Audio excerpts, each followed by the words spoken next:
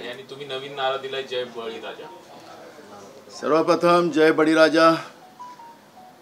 आपल्या देशातला अन्नदाताच हाच आता असुरक्षित आहे, त्याच्याकडे दुर्लक्ष केलं जाते आहे आणि आपल्या देशाचा GDP आपण पाहिला तर हा शेतीवरच आधारित आहे।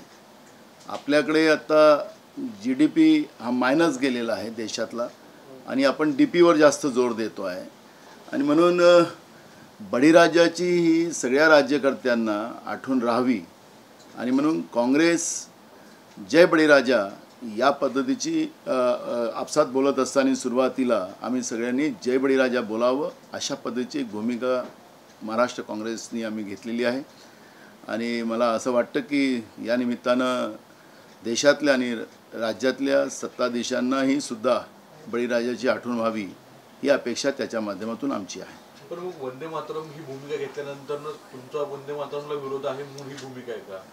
वंदे मातरम राष्ट्रगीत हे आमचा स्वाभिमान आहे आणि या स्वाभिमानालाही सुद्धा तेवढाच सन्मान झाला पाहिजे ही आमची भूमिका आहे आणि त्याच्यामुळे विरोध हा शब्द होऊ शकत नाही। काँग्रेसला वंदे मातरम आणि राष्ट्रगीत हे दोनही अभिप्रेत आहे आणि त्याच्यामुळे त्याचा प्रचार करायची गरज नाही। जे या देशाच्या प्रत्येक नागरिकांनी या दोनही स्वाभिमानाला नेहमी आदर्श मानूनच पुढे गेलं पाहिजे, याच्यामध्ये कुठलंही दुमत राहू शकत नाही।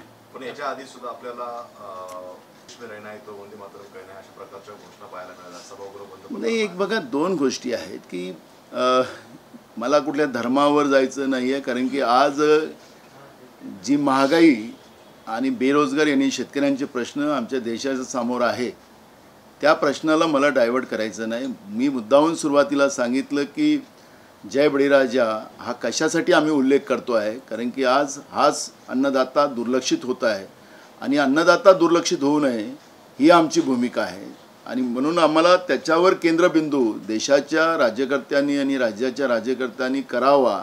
शेतकरीच हा आमचा कणा आहे हे लक्षात राहावं, म्हणून लोक धर्माच्या आधारावर राजकारण जे करतात त्या पद्धतीचं विषयाला डायव्हर्ट करण्याचा प्रयत्न करतात। त्याकडे काल माननीय प्रधानमंत्र्यांकडून आमची लाल किल्ल्यावरून अपेक्षा देशवासियांची होती, फक्त आमचीच नाही, की ज्या पद्धतीनं देशामध्ये महागाई वाढते आहे, ज्याप्रमाणे देशात बेरोजगारी वाढलेली आहे, मोठ्या प्रमाणात शेतकऱ्यांच्या आत्महत्या होत्या, याच्यावरही देशाचे प्रधानमंत्री काही बोलतील। पण आमचा सगळा अपेक्षाभंग काल लाल किल्ल्यावरून प्रधानमंत्र्यांच्या भाषणामध्ये झालेला आहे आणि महागाईबद्दल साधा ब्रपण, महागाईचा साधा मपण उल्लेख माननीय प्रधानमंत्र्यांनी न करणं तर सर्वसामान्य देशाच्या गरीब माणसाची हालअपेष्टा काय आहे। अगर प्रधानमंत्री महोदय या विषयावर बोलले असते आणि त्याला मी काय करणार आहो ही या पद्धतीचं संबोधन त्या ठिकाणी व्हावं, तेच जुनं भाषण, तेच वाक्यता आणि त्याच्यावरच सातत्यानं चालत राहावं ही प्रधानमंत्री मोदयांकडून आमच्या अपेक्षा नव्हत्या। राज्यात अतिवृष्टी आहे, सरकार म्हणतो की आम्ही पंचनामे करत आहे, गेले अनेक दिवसापासून पंचनामे अजून झाले, मदत कधी मिळणार आहे?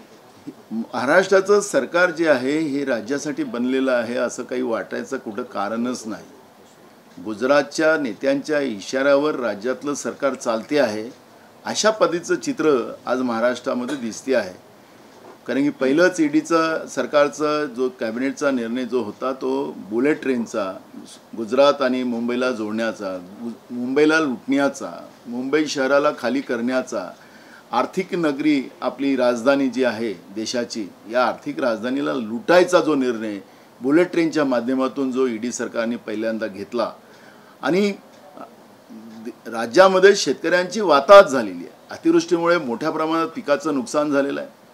साधं त्याच्यामध्ये सरकारने अजून शेतकऱ्यांचे पंचनामे केले नाही, मोठ्या प्रमाणात शेतकऱ्यांच्या आत्महत्या सुरू झालेल्या आहेत, आमचा कोणी वाली राहिला नाही अशा पद्धतीची सरकारची भावना आहे। काँग्रेसच्या वतीनं स्वतः आमचे माजी मंत्री त्यांच्या अध्यक्षतेखालच्या कमिट्या करून आम्ही शेतकऱ्यांना धीर देण्यासाठी आम्ही पाठवलेल्या होत्या। मी स्वतः अनेक भागामध्ये जाऊन आलेलो आहो आणि त्याच्यामुळे शेतकऱ्यांच्या वाताहतीकडे अजिबात लक्ष न देणं या महाराष्ट्राच्या ईडी सरकारचं भूमिका आहे स्पष्ट झालेली आहे। शेतकरी विरोधी महाराष्ट्रातली सरकार आहे हे सिद्ध झालेलं आहे। उद्यापासून महाराष्ट्र विधिमंडळाचं अधिवेशन सुरू होते आहे। पहिल्याच दिवशी आम्ही शेतकऱ्यांचा मुद्दा घेऊन काँग्रेस जोरकस प्रमाणे सरकारवर सरकारच्या समोर आम्ही भूमिका मांडू आणि शेतकऱ्याला त्वरित महिनाभर वाढ बघायला शेतकऱ्यांजवळ हे नाही, कर्ज घेतलेलं आहे ते वापस करायचं आहे आणि झालेल्या नुकसानीची भरीव मदत जवळपास 75,000 हेक्टर प्रमाणे शेतकऱ्यांना मदत मिळावी या पद्धतीची भूमिका काँग्रेस पक्षाची राहणार आहे। पंतप्रधानांनी काल ज्याप्रमाणे घराणेशाहीचा उल्लेख केला आहे, राजकारणामधून घराणेशाही ही संपली पाहिजे असा आरोप त्यांनी केला आहे। हे दोन पक्षांवर खास करून पाहायला मिळत आहे। एकतर घराणेशाही काँग्रेस पक्षात आहे आणि दुसरी गोष्ट राष्ट्रवादी काँग्रेस पक्षात पाहायला मिळते। एक मला कळत नाही, ही सगळी जे सातत्यानं झालेली भाषणं इतक्या काळातली अनेक लोकांनी नेहरू परिवारावर गांधी परिवारावर टीका केली आणि त्याच्यानेच लोक मोठे झालेत। पण एक बोट आपण दुसरीकडे करतो आहे तर 4 बोटं आपल्याकडे आहेत हे प्रधानमंत्रीजींना माहिती नसेल तर मला माहिती नाही। आता भारतीय जनता पार्टीमध्ये संघ परिवार आणि संघ परिवाराच्या सरकार प्रत्येक राज्यात आणि देशात निर्माण करण्याचा जो प्लॅन चालू झालेला आहे आणि त्याच्यात ते यशस्वी झालेले आहेत। मग परिवारवाद कोण करतो आहे हे आपल्याला सगळ्यांना कळत आहे। त्याच्यामुळे आखरी दुसऱ्याकडे आपण एक बोट दाखवतो आहे तर आपल्याकडे 4 बोटं आहेत हे प्रधानमंत्रीजी मोदयांनी समजलं पाहिजे। हे जुनं भाषण आता त्यांनी बंद करावं। आपणही त्याच्यामध्येच आहोत। भ्रष्टाचारामध्ये तर तुम्ही फार मोठी आघाडी घेतलेली आहे। तुमचेच राज्यातले आमचे भारतीय जनता पार्टीचे नेते आणि केंद्रातले मंत्री रावसाहेब दानवे हे वॉशिंग निरमा जो मशीन जे निरमा पावडर जो आहे तो गुजरातमधला त्याच्यामध्ये वॉशिंग टाकलं आणि भ्रष्टाचारी माणसाला टाकलं की तिथं क्लिअर होतं। अशा पद्धतीची जाहीर भाषणं करतात आणि जाहीर भाषणं करून भ्रष्टाचारी लोकांना आपल्या पक्षात घेतले की ते स्वच्छ होतात। अशा पद्धतीची भूमिका तुमचेच प्रधानमंत्रीजी केंद्रातले मंत्री मांडतात आहेत, जाहीरपणे मांडतात आहेत। म्हणजे भ्रष्टाचाराला देशामध्ये ज्या पद्धतीनं भारतीय जनता पार्टी केंद्रामध्ये सत्तेत आल्यानंतर जो बढावा आपण दिलेला आहे, देशाची तिजोरी लुटण्याचं काम ज्या पद्धतीनं झालेलं आहे, देशाच्या संपत्त्या विकून तुम्ही देश चालवत आहात। मग लोकांकडून GSTच्या माध्यमातून एवढा पैसा गोळा तुम्ही करताय, तो पैसा कुठं गेलेला आहे, हा कोणत्या तुमच्या मित्रांकडे पाठवलेला आहे, तोही जनतेला हिशोब आपण दिला पाहिजे। आणि म्हणून भ्रष्टाचाराचा आरोप या परिवारवादाचा विषय आहे। या विषयाला आता तुमच्याकडेच 4 बोटं येतात आहेत हे तुम्ही आपण समजलं पाहिजे। आणि आता ही तुमची जी भूलथापा देण्याची भाषणं लाल किल्ल्यामधून ही आता देशाच्या जनतेला न पचनी पडणारी आहेत आणि त्याच्यामुळे त्या हवेत राहू नये। देशाच्या जनतेचे मूळ प्रश्न, कारण की आपणच 5 वर्षाच्या पहिले भाषण केलं होतं आणि त्या भाषणामध्ये आपण सांगितलं होतं की आम्ही 2022ला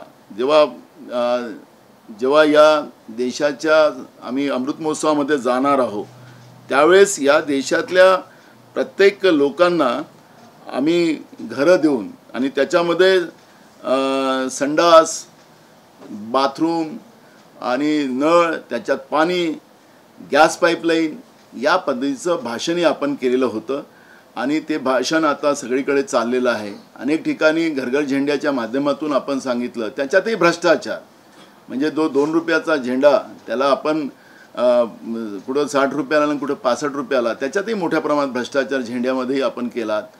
आणि त्याच्यामुळे या सगळ्या गोष्टी आता आपण बाजूला सारा आणि मूळ प्रश्नावर अन्न वस्त्र निवारा हे मूलभूत अधिकार जे जनतेचे आहेत ते त्यांना मिळवून द्या, एवढेच अपेक्षा आमच्या आहेत। नाना भाऊ, एक शिंदे गटाचे प्रकाश सूर्यवंशी आमदार आहेत, त्यांनी असं म्हटलंय की जर तुम्हाला हात तोडता येत नसेल तर पाय तोडा, मी जमानत करून टाकतो। एक वादग्रस्त वक्तव्य करताना दिसत आहे, कारण की सत्ता मुख्यमंत्री कसं आहे, आपल्या राज्याचे मुख्यमंत्री एकनाथ शिंदे हे पण वारंवार भाषण करत असताना एक गोष्ट सांगतात की माझ्यासोबत दिल्लीमध्ये बसलेली महाशक्ती माझ्यासोबत आहे। आता दिल्लीची महाशक्ती जी आहे ती सगळ्यांनाच माहिती आहे आणि त्यांचे कारनामे पण सगळ्यांना माहिती आहे। त्याच्यामुळे शिंदे गटाचे आमदार या पद्धतीचं भाषण केलं तर त्याला वावगं काही नाही ना, ते त्यांची भाषा त्यांच्याशी जोडलेली राहणारच आहे आणि त्या पद्धतीने ते बोलतीलच। कोणाकडून त्यांच्याकडून फार काही अपेक्षा कोणी कराव्यात, ते फार सभ्य बोलतील असं काही अपेक्षा कोणी करण्याची गरज नाही। पण हा महाराष्ट्र हा पुरोगामी विचाराचा महाराष्ट्र आहे। याच्यामध्ये सगळ्यांचा सन्मान, समता, बंधुत्वता ह्या सगळ्या गोष्टीची अपेक्षा महाराष्ट्राच्या जनतेला असतात आणि म्हणून असे वक्तव्य करणाऱ्यांना महाराष्ट्राची जनता कधी माफ करत नाही.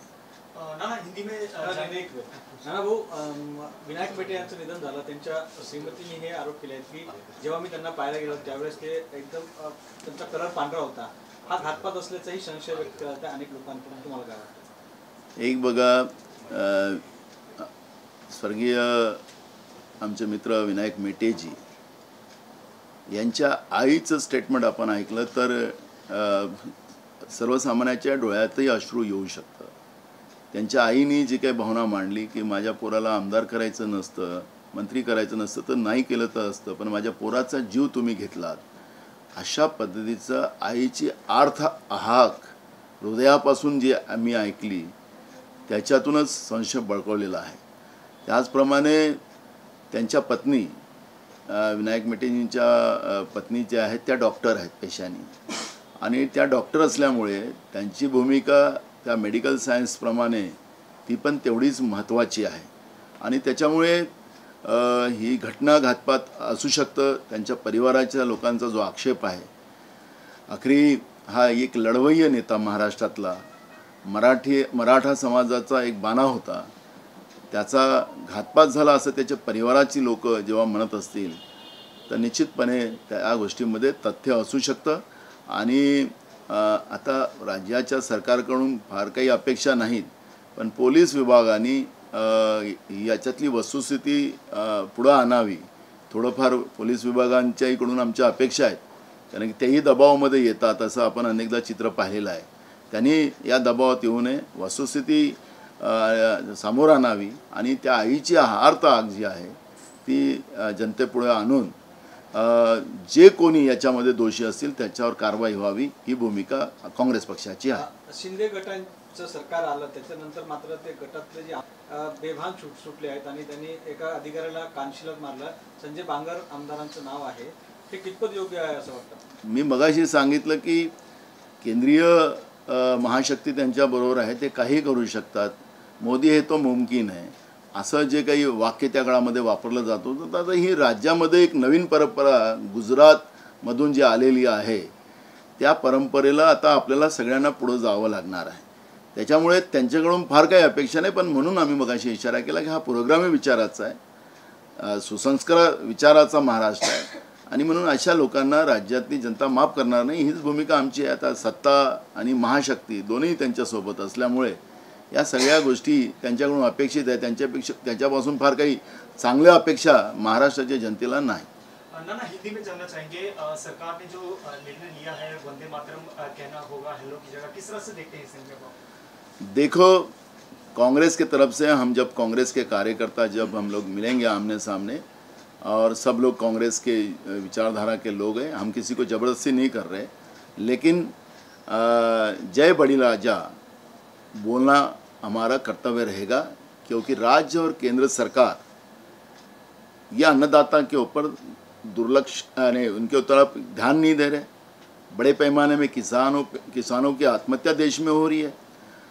3 काले कानून लाने के बाद किसानों ने जो आंदोलन किया उसमें प्रधानमंत्री जी उनसे बात करने को भी तैयार नहीं है. उनको आतंकवादी, नक्सलवादी और आंदोलनजीवी जैसे स्टेटमेंट लोकसभा और राज्यसभा में प्रधानमंत्री जी जो करते हैं, तो हमारे देश के अन्नदाता को एक सम्मान मिलना चाहिए और सरकार का ध्यान उनकी तरफ जाना चाहिए. यह भूमिका लेकर कांग्रेस पार्टी महाराष्ट्र में जय बलिराजा ऐसा उद्घोष कर हम लोगों को मिलेंगे, बात करेंगे. एक रहा वंदे मातरम और राष्ट्रगीत, ये हमारे देश का स्वाभिमान है और स्वाभिमान का सम्मान होना चाहिए, लेकिन किसी को आप ज़बरदस्ती नहीं कर सकते हो, क्योंकि व्यक्ति स्वातंत्र्य भी वो है. हम राम राम भी बोलते हैं, हम नमस्ते भी बोलते हैं और राधे राधे भी हम फ़ोन के शुरुआत में बोलते हैं. तो बीजेपी को अब भगवान जी का विसर भी गिर गया है, उनको अब उनका ख्याल भी उनसे उतर गया है, तो उन्हें एक नया नारा लेके लोगों की मानसिकता को डाइवर्ट करने का, मूल इशू को डाइवर्ट करने की कोशिश वो लोग कर रहे हैं. क्योंकि महंगाई, बेरोजगारी और किसान का इशू जो है हमारे देश के लिए मूल है. और आज हम देखते हैं कि हमारे देश का जो जीडीपी है वो कृषि आधारित है और जीडीपी जो माइनस हो चुका है, तो हम लोग जी निकाल दिया और डीपी की तरफ हम लोगों ने ध्यान दिया है। तो इसका मतलब है कि केंद्र की और राज्य की सरकार जनता के मूल इशू को डाइवर्ट करने के लिए इस तरह का इवेंट सामने लाकर, जैसे आपने तिरंगा घर घर पे जो एक इवेंट केंद्र सरकार ने जो किया, उसमें भी बड़े पैमाने में भ्रष्टाचार, पॉलिस्टर की चीज़ें वो चाइना से मंगाई गई है झंडे, उसमें भी कई झंडों में हमारे तिरंगे का अपमान भी किया गया है। हमारा जो अशोक चक्र रहता है बीच में रहता तो उसको कोने में डाल दिया, हरा रंग हो गया कि भगवा कलर हो गया कि वाइट कलर, उसको छोटा बड़ा कर दिया है, कई झंडे हमारे तिरछे कर दिए। तो इस तरह से अपमानित भी बड़े पैमाने, और लोगों को कंपलसरी, गरीब आदमी अगर राशन के दुकान में अगर जाए अनाज खरीदने तो पहले उसको 65 रुपये का झंडा खरीदना पड़ेगा और बाद में उसको अनाज मिलेगा। इस तरह से जिस तरह से ज़बरदस्ती करके लोगों को ये तिरंगे का महत्व समझाने का काम केंद्र की सरकार से किया गया, तो मुझे लगता है कि तिरंगे के लिए ज़बरदस्ती करने की ज़रूरत नहीं है। और तिरंगा केंद्र सरकार, क्योंकि आखिरी जनता का ही पैसा है। आप तो जैसे नेशनल हाईवे अब देश में बड़े पैमाने में बन रहे हैं, मैं आपके माध्यम से याद दिलाता हूँ कि 2014 में हमारे देश के ऊपर ये नेशनल हाईवे और इसमें हमारा आउटस्टैंडिंग 24,000 करोड़ का था सिर्फ, अब हमारा आउटस्टैंडिंग बढ़ गया 3 लाख करोड़ के ऊपर चले गया। अभी हम लोग तो उसका ब्याज हर महीने में 24,000 करोड़ देते हैं। इतना सारा कर्जा इस देश की जनता से आप जनता के ऊपर लगा के रखे हो, देश के ऊपर 1,24,00,000 करोड़ का कर्जा बना के रखा है। फिर जनता से जीएसटी के माध्यम से इतना बड़ा पैसा आप ले रहे हो, तो पैसा कहाँ जा रहा है? क्या आपके मित्रों के पास जा रहा है? 10 लाख करोड़ का कर्जा आपने माफ़ कर दिया 57 लोगों का। तो ये सवाल जो है, ये मूल सवाल के जवाब देने के लिए जिस तरह से डाइवर्शन केंद्र की सरकार, उनके राज्यों की सरकार जो कर रही है, इस मूल इशू के ऊपर लड़ाई हम लोग लड़ेंगे। वो कोई भी लाइन खींचेंगे, लेकिन हम जनता की लाइन के साथ चलेंगे और जनता के इशू उठाकर केंद्र सरकार और राज्य सरकार को हम जनता के इशू को सवाल करने को बाध्य करेंगे। नाना, दो सिंधी गुट के जो 2 एमएलए हैं, प्रकाश सुर्वे और अभी संतोष बांगर का एक वीडियो सामने आया है जिसमें एक इंसान को थप्पड़ मारते हुए नजर दिखाई दे रहे हैं। किस तरह से देखते हैं, क्यों है वो? नरेंद्र मोदी जी के बारे में हमारे राज्य के नए मुख्यमंत्री ने जिस तरह से बताया कि महाशक्ति मेरे साथ दिल्ली की है, अब महाशक्ति और ईडी की शक्ति, ये दोनों जब साथ है तो इनसे बहुत कोई उम्मीदें महाराष्ट्र की जनता ने नहीं लेना चाहिए, क्योंकि महाराष्ट्र ये पुरोगामी विचार का महाराष्ट्र है। महाराष्ट्र में ऐसे वक्तव्य और ऐसे कृति करने वाले लोगों को कोई कभी भी महाराष्ट्र ने माफ़ नहीं किया है। तो आज तो उनके पास महाशक्ति है और राज्य की सत्ता है, तो जिनका महाशक्ति का जो असर इनके ऊपर गिरा हुआ है, तो उसका असर अब महाराष्ट्र में भी देखने मिलना है। ये स्वाभाविक है। ये जब तक सत्ता में है, जब तक ये चलेगा, इनसे बहुत सारी उम्मीदें महाराष्ट्र की जनता भी नहीं करती। Thank you.